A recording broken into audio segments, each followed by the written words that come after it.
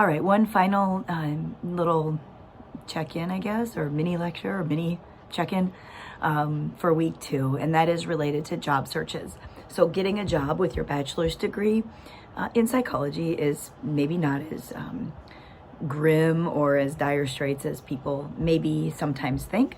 There's actually really a lot of opportunities. I think you'll see in your text and you'll see in your PowerPoints that there's some ideas there. APA has some ideas as well. What I've found is that there's a few things that students have done to be really successful in finding a job. That is, when you do your internship or if you do any volunteer time, oftentimes that will turn into a job.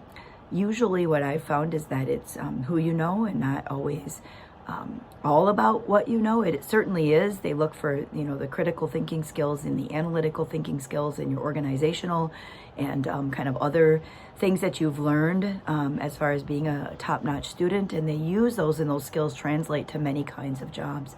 And so with a degree, a bachelor's of science or a bachelor's of arts in psychology, you can do, mental health practitioner type roles. So places that like nonprofit organizations will sometimes, especially if it's residential, will use people with their bachelor's degree to work hands-on with mentally ill clients. Group homes, transitional housing, they all have those kinds of entry-level positions with your bachelor's degree. And I don't know the wages. It's really going to depend on the company. There's those kinds of opportunities. There's bachelor's level positions in the prison systems for sure, if you wanted to work with clients in that regard, and also reentry programs if you're interested in doing something along those lines.